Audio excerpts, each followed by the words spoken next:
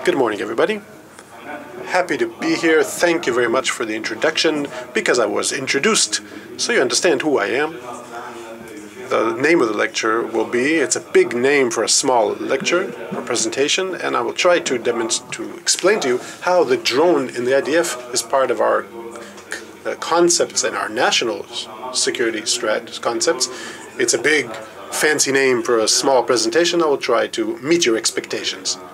As soon as the presentation comes up.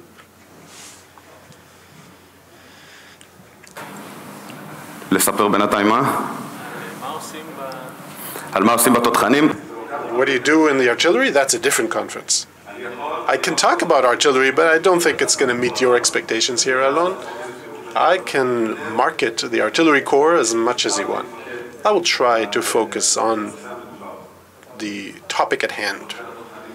But the artillery corps is very diverse. Artillery corps is diverse. It is in land and in air. Oh, here it is. Okay, now we will switch to drones. I said air. I'll start with this. The first connotation when you see this, what the hell does a chief artillery officer have to do with a drone conference? And the first thing you will probably think is this, what you see behind me, the shell coming out of the artillery piece. Yes, I'm responsible for this, but the artillery corps in recent years is also a lot in the air. We sustain today various levels of drones on the ground. We have 2 drone units. We are establishing the 3rd in the upcoming year. And I think this is the first part of the change we're talking about, my first message to you. We are no longer living in single dimensions of one body or one service. There is an entire new world of partnership and combined areas of interest. 2 things as far as expectation management. First, a matter of time, and the second is that I have to talk about all of this in an unclassified brief. I'll try to do it. And the second thing, I will try to talk to you about the changes that the IDF has in recent years and all security apparatuses. I will, of course, focus on what we are convened for. I'm not going to talk about operational requirements. This is not it. I'm going to talk about the operational necessities and, if you will, the vision that I think that the drone world may develop to in our fields. And naturally, I'm going to focus mainly on exposure and strikes or kinetic strikes.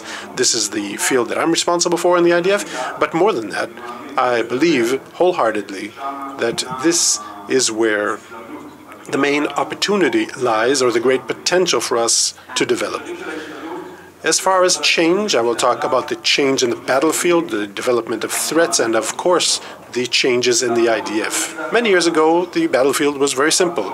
It all happened above land, a clash between our forces and the enemy. We saw them, we knew to fire at them, and the weapons that had to support the assault were on the battlefield, such as the little artillery piece you can see here. With time, the ranges broadened or became longer, and we were able to be from afar, what we call over the hill, or with a forward-based observation point. When we got the aerial dimension, we were able to strike from above, from the aerial dimension. Still, we had the same technique. Someone had to see the target, even if it's far in the depth.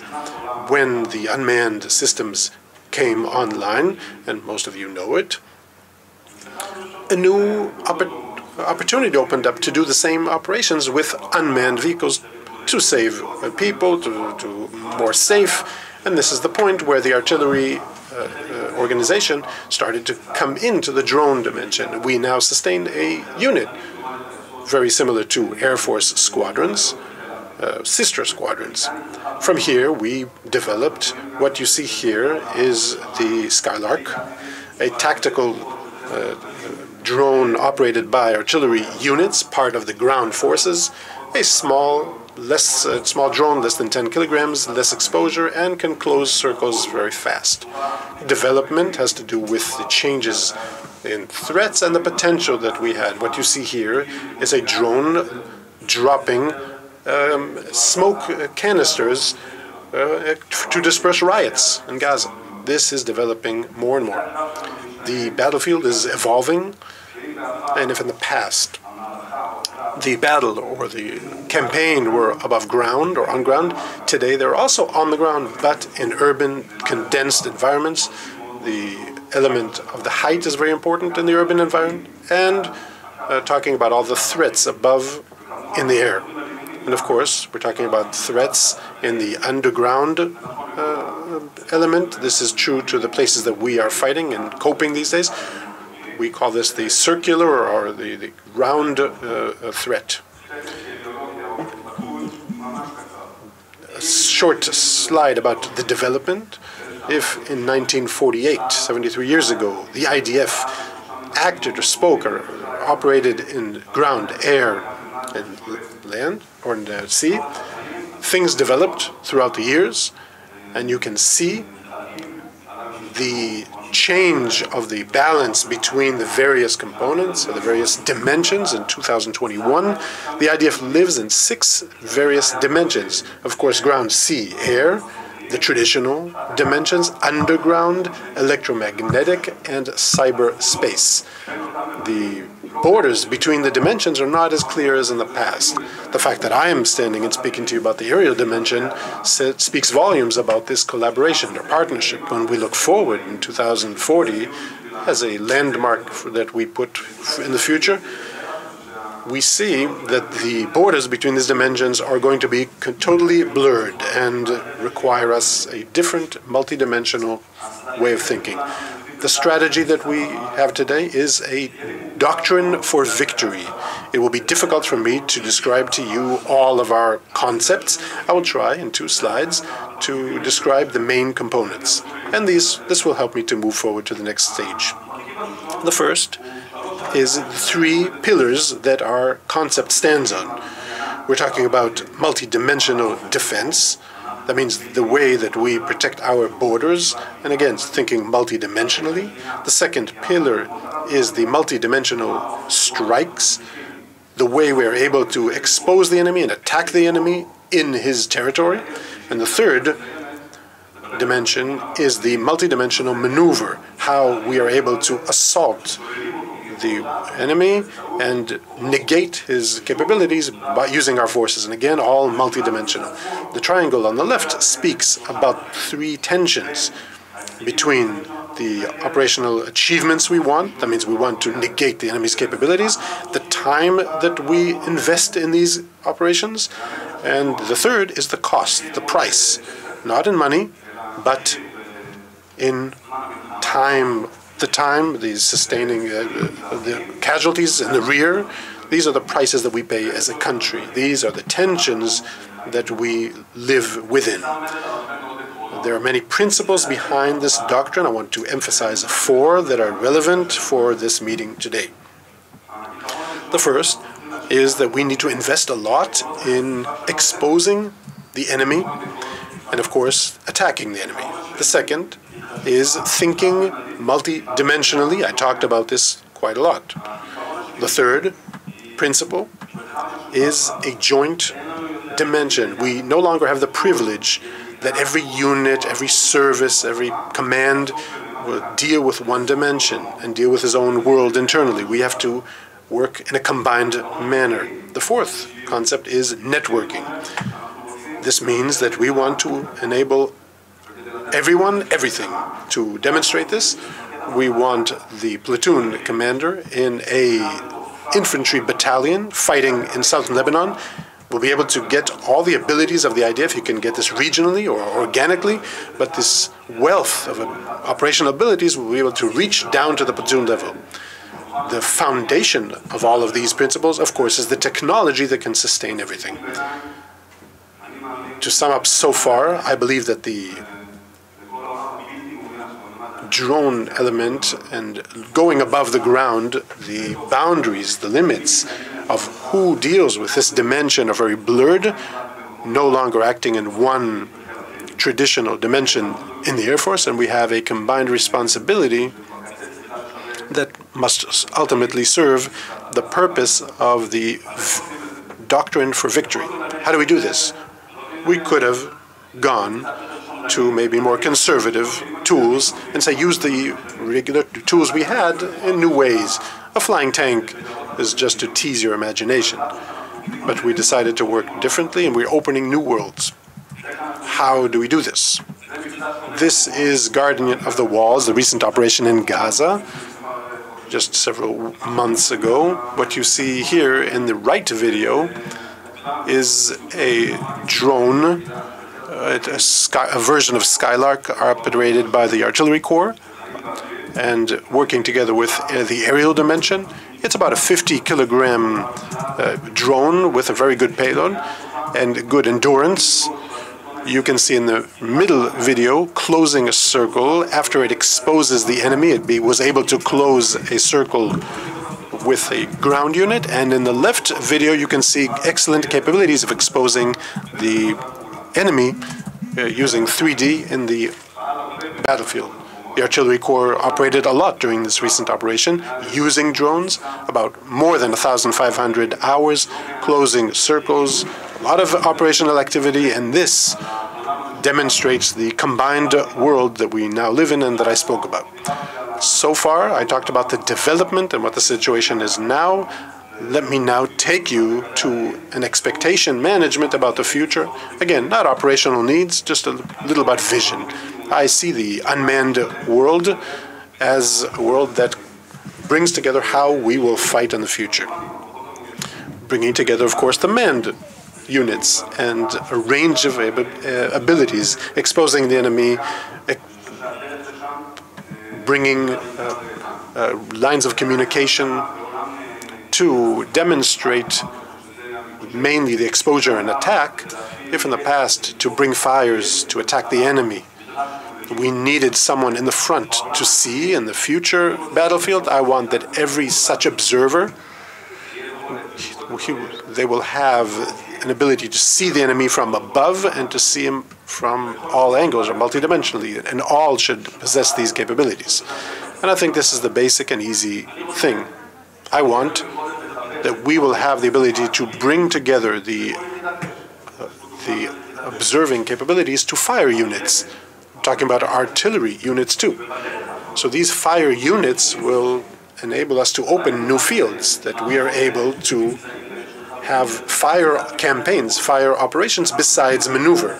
When we talk about broadening our abilities, and I'm talking also about this kind of development. How do I want to do this? I want to be able to expose the enemy in multiple ways at any platform there. I want to see the enemy better. I want to hear the enemy. I want to expose the enemy in the future battlefield, in an urban environment, under brush, under cover, underground. I want to have better ability to differentiate between enemy and non-combatants. Ultimately, I want to be more lethal. This will enable to take the tension that I talked about in that triangle and broaden or increase the area of achievements that will be much more compared to time and costs. We want a lot, and we want it all, and for everybody. I would like to see the drones, that we have the platoon commander, that lowest tactical level, and the general staff, the headquarters. We want them all interlinked to enable this this increase of capabilities or revolution that I talked about. This is the F-35 production line. I told it, I don't know from personal experience, but I know that it's an excellent aircraft. I'm not looking for an F-35 for my tactical level, for the low level. We want a lot. That means it has to be with low costs, and the cost has to be provided swiftly. It has to be something that can be updated, and we want it produced in large numbers. The current systems so the current generation, the youngsters today, are more technological, they know more, they learn faster. We invest a lot in teaching and educating, and we need these simple and accessible system and easy to operate, so we will also utilize the time for operational needs compared to the time to learn. This is the most unclassified photo I could find to speak about the next concept. We're developing many capabilities in units and industries and companies. And if there's something that's an added value, it's the ability to play together as a band that can talk to each other, to act in a combined manner. This will be the leap forward in how the IDF will fight. We want autonomous systems as much as possible. We don't want to replace people.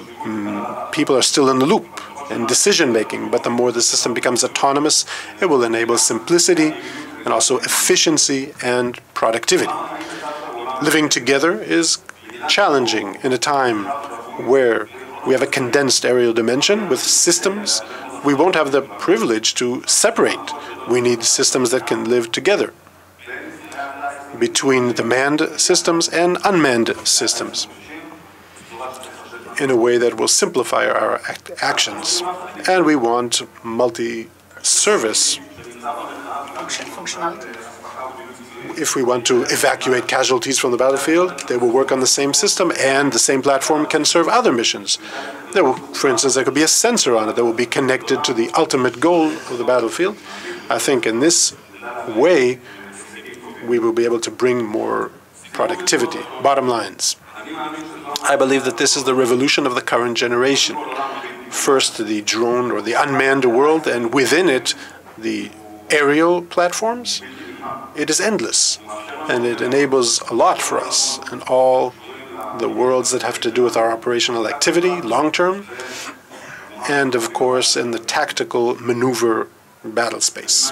I believe that there is a growth potential here that is significant. Every evolution, when you look at it, when you look back, it takes time. And you say, then you can see there was evolution. We're within the evolution as we speak. It's happening fast, maybe not as fast as in this slide animation, but it happens fast, and we want it fast.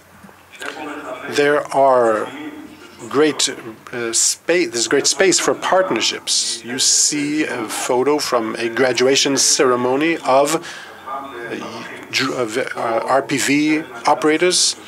Some of them are here in the audience.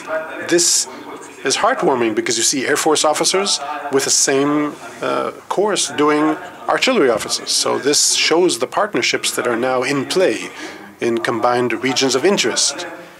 And this, I think, is heartwarming, but also I think we are only scratching the surface of the potential for combined areas of interest. The next principle, that we need masses. We need quantities, from boutique abilities and to small systems or arrays. We need a lot. And a lot is what is going to bring the wished leap forward. And the last thing has to do with the changing of the battlefield. I talked about the change so far, talked about our capabilities and our forces. I want to talk about the enemy. What you see in the right video, it's a real imagery from a Hamas drone dropping a little bomb, not so smart, on an IDF tank. It's not so new. On the left, you can see a test of a drone operated by Hamas in Gaza. This is before the Iranian drones and the other things you can hear about in the media. As we develop, the enemy develops, and we have a commitment and a need not only to develop abilities, but to protect ourselves from such capabilities, to be able to act in a world where drones are inseparable from the IDF abilities, to be able to differentiate between friend and foe, between a drone that is ours and an enemy drone. If we look forward and imagine, if we used to talk about tank versus tank and air-to-air combat, the next will be drones fighting drones. And I believe that this is where we will eventually arrive. This is enough for me. Thank you very much, and enjoy the rest of the day.